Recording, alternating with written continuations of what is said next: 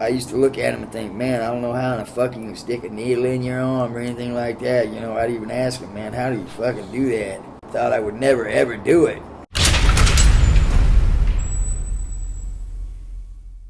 My name is Chris. You can call me Diablo. This is episode 2 of the Heroin podcast with my brother. What I want people to get out of this, if there's a chance that just one motherfucker could not make the same mistakes I made, just one, or those that my family have made, then that'll be worthwhile. That'll be it for me. My little brother died from an overdose, and so did I recently. I'm still here though. And my next interviewee will be a guy named Gary, who's an old school dope fiend, who's kind of on the right path now. He's got his shit together. He's on methadone. He's participating in this transitional program that we have here called Aloha Inn, and we'll see how that goes. And you know, all it was getting some fucking scrap metal to get some dope money. It was a building that was about to be torn down, and we were in there getting the scrap wire out of the building. But it don't matter to the law, you know what I mean? But the other two cats that were with me, they got released the next day, but because I had a criminal history and a history, you know, they kept me $50,000 bail. And I sat in jail for 4.5 months. They didn't want to give me action in drug court, and my lawyer just refused everything they brought to him. Every deal, everything. She just kept postponing, and she said she wasn't going to give in, you know. So they finally gave in and gave me drug court. And now you walk around Seattle and there's needles all over. It's worse now than I've seen it in my whole life in Seattle area. When I was growing up, there was a lot of drug addicts, but man, it wasn't like it is today, man. Today there is literally, it is epidemic, man, out there, and I feel so bad for these youngsters, man. I got a 25-year-old daughter out there killing herself on this shit, you know, prostituting for her dope, and you know, her along with umpteen others, you know, and she's got a couple little cousins out there doing the same thing, and you know, I've lost a lot of family members myself to the shit. It killed my sister, it killed my brother, it killed umpteen friends of mine. I couldn't even count them all, man. I could name names for a half hour of people I know that this shit's killed. And it's an epidemic, and it's out of control, man. There's no doubt. As far as methadone, What do you think the answer is then? I mean, like, what would you? I mean, not that you're a fucking sage that knows every fucking goddamn thing, but like. Well, the answer, instead of taking people and locking them up in prison cells and expecting them that they're gonna, what's that gonna do? It ain't gonna fix the problem. They're gonna get out and they're gonna use again. Because all prison does is make you angry, piss you off, and you go in there and you get with real criminals and you learn shit, man. After my first prison sentence, I was 10 times better at committing crimes. I learned so much shit in there, it was unreal. You know? Now, I would preach treatment, inpatient treatment especially. Methadone, yes. I would use methadone as a last resort for youngsters. If they weren't getting it, if they run into inpatient treatment 1, 2, 3 times and they still came out and used, then obviously they need some kind of a substance control on the outside until they can learn how to stay clean. I never learned how to stay clean in my whole life. Like I said, drug court's the only thing that ever got me clean on the streets, man. So let's say through drug court, methadone treatment, The whole shebang. intensive The outpatient whole treatment. shebang, You know, yeah, the whole shebang. 20 days here in jail, 30 days there if you violate, if you give dirties. Little stretches don't hurt going to jail, but sending these kids off to prison ain't gonna do nothing but create another person like me. Gonna end up 50 years old, done 4 or 5 centuries. You ain't so bad, motherfucker. You a good motherfucker. No, I'm not saying I'm a bad person. I know I'm a good person, Good but I'm just saying that, you know, there's gonna the revolving door cycle's what I'm saying. You're right. 50 years old, been in prison 4 times, done a third of my life in that motherfucker. So, where do you get your methadone? Just out of curiosity. I go to Therapeutic Health Services up on Summit. They got them all over the place. They got them on up. They got THS on Aurora. They got THS downtown on Capitol Hill. That's where I'm at. They got Evergreen down by Airport Way. They got a lot of treatment places. They don't have enough though. Right now they got people calling in that can't even get on the program because all the spots are full. If I was to be asked to come and speak for the legislature on what they should do, I'd say treatment, man. Shut down prison cells and make treatment beds. That's definitely what the fuck better I'm for talking society. Hell yeah.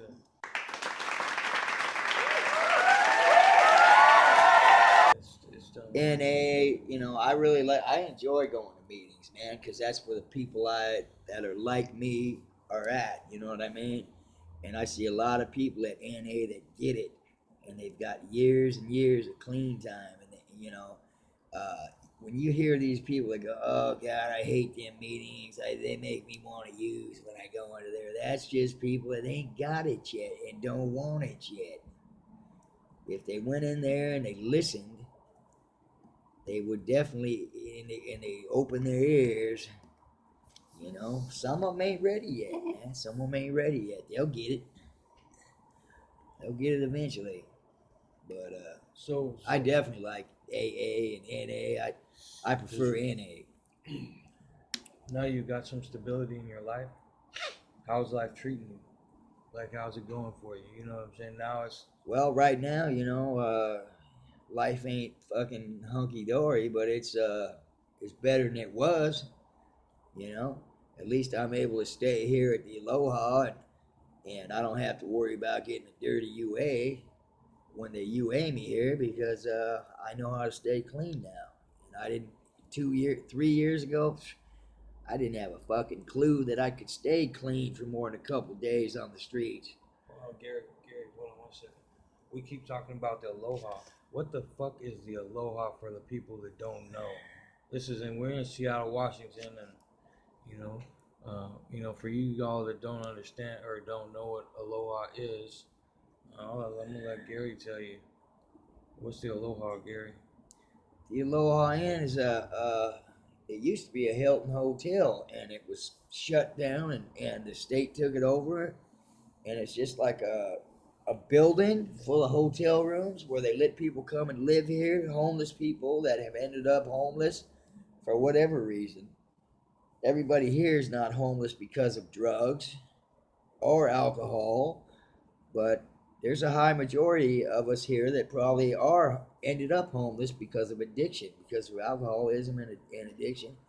And just for any reason you would end up homeless, this place is a place that they allow people to stay at, and they help you here. They have case managers that help you get into permanent housing here.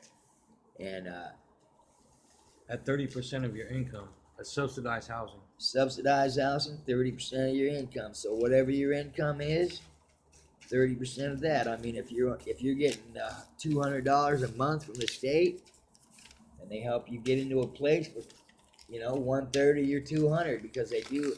Thank God they have some low income buildings in Seattle, and they're trying to build more of them or get more of them, and they need more of them because there is a certain section of society that just cannot, you know, function at paying $1,500 to $2,500 a month for rent.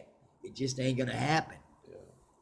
And my God, you run around this city and you can see tents on every piece of, anywhere you go in this city, there's people living on the streets now, man. It is like out of control. And I don't know why it's so rampant now, but it is bad, man. It's like freaky bad. This is episode 2, and this is Gary. And anyway, we talked about some things for youngsters to try instead of getting fucked up and getting on that heroin. We talked about some methadone. Another thing we didn't talk about is Suboxone, which I have some extensive experience with. We're not going to go into it now. Well, that's another very good option. I know about it. I've tried it. I've never tried it as a treatment program, but I've tried it just seeing how it works. And I had a girlfriend that was on it. It works very well. And I would definitely recommend that to parents who their kids have, let's say your kid's fucking up and now you found out that they're using hard narcotics, they're using opiates, and you can't figure out what the hell to do. Well, first off, don't let them end up in prison. My God, get them in treatment.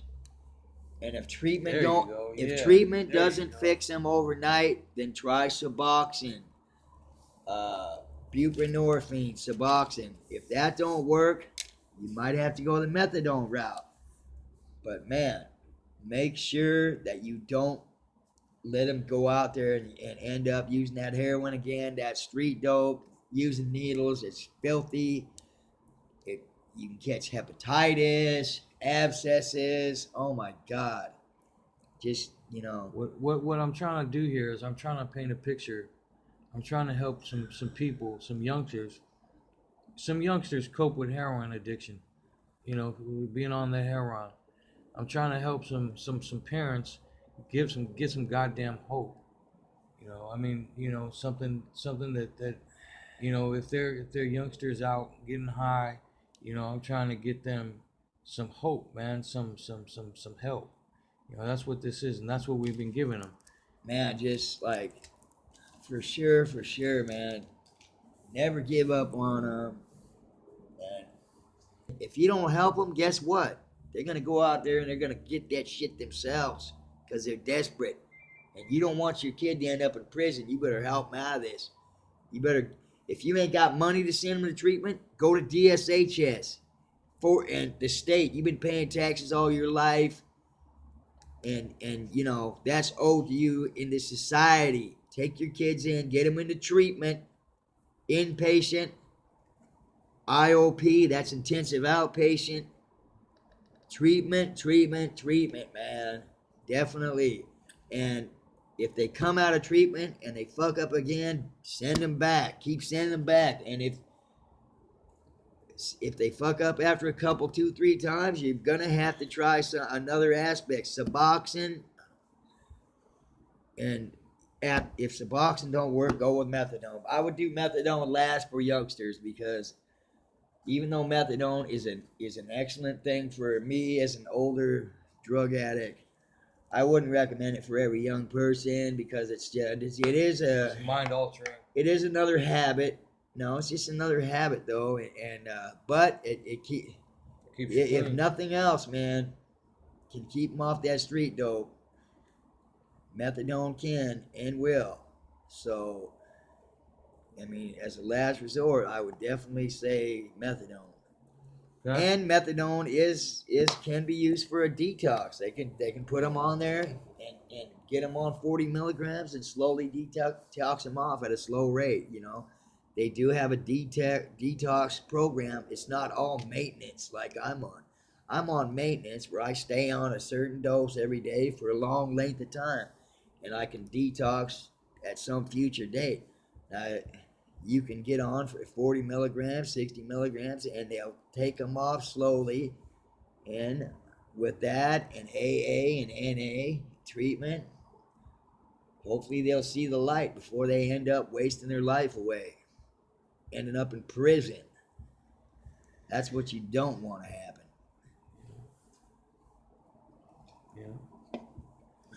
This is kind of a left field question or far right field, but do you have pain? Do you have body pain? You know, does Oh yeah, I mean, well, yeah, I'm 53 years old, man. I abuse my body a lot, and yeah, I have a lot of back pain and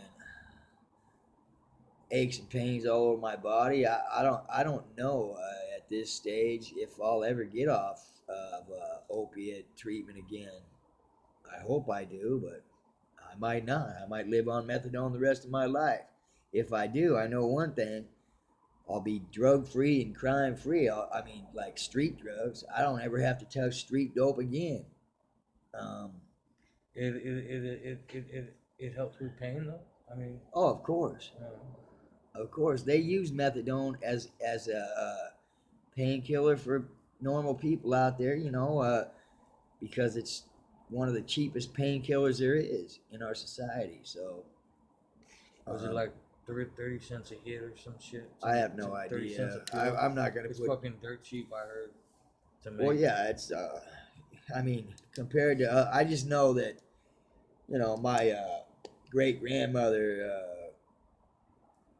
was staying with my mom a few years back. She was in almost 100 years old, and they had her on it for her chronic pain. This old lady was dying, and they put her on that because it was way cheaper than they had her on OxyContin, but that was so expensive, her insurance company didn't want to pay for it. Okay. The thing is, we have a society that has got an epidemic going on right now. Our society is plagued with drugs. There's no doubt about it. It's nationwide right now, and oh my God, that methamphetamine shit. Talk about some mind-altering shit that'll put your family into psychosis. Yeah. That's the devil right there. Yeah, I have always said, man, cocaine and methamphetamine are definitely the devil's drug. Definitely. Okay, so let me ask you this last question. All right. Yeah. Where do you see yourself in 5 years, man? Well, I mean, now that you've got methadone, now you got drug court in your life. Now you've seen the light, which you had to see yourself in order to get clean. Now you're coming to men's with your families. I mean, and now you got Aloha housing. I got housing coming up here. Where do you see yourself in 5 years? In 5 years from now, I'll be hopefully I'll be still clean and sober. Still going to my meetings, and I'm hoping that I'll be working. I think I got another good 10 years of work in me, man. I want to get back into the work field, and that's where my next step is. As soon as I get my housing and out of here, I'm going to try to get into the back into the a regular job. I'm going to try to find me a decent little job. I've been working on that. They got, I went to school this last year. That Goodwill down there's got a real good computer school. It's all free, brand new building down there on Dearborn. Anybody that wants to take computers, man, go down to the Goodwill on Dearborn, man. They got a nice computer school down there. They got excellent instructors. Go down there, man. That place will help you. They have helped me so much in the last year. So much, man. They got me 2 jobs. My God, man, that place. They have a job training program that they do 3 or 4 quarters a year. I got a job at UPS through December and January. Before that, they got me down at the cruise ships working. All I did was go down there, sign up for a computer class. 2 weeks later, I'm working down at the cruise ships, Got a little part-time job. And that really helped me.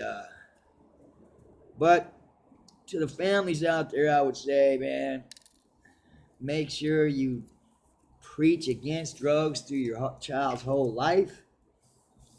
Make sure that you always have your kids look for goals. That's one thing that was absent in my structure growing up.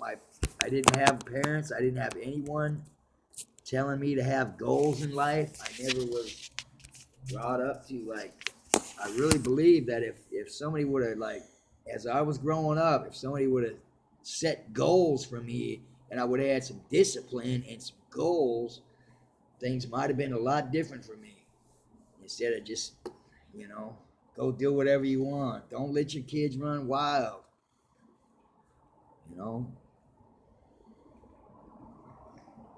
Give them all the love they need and all the respect they need, and give them some goals to look forward to.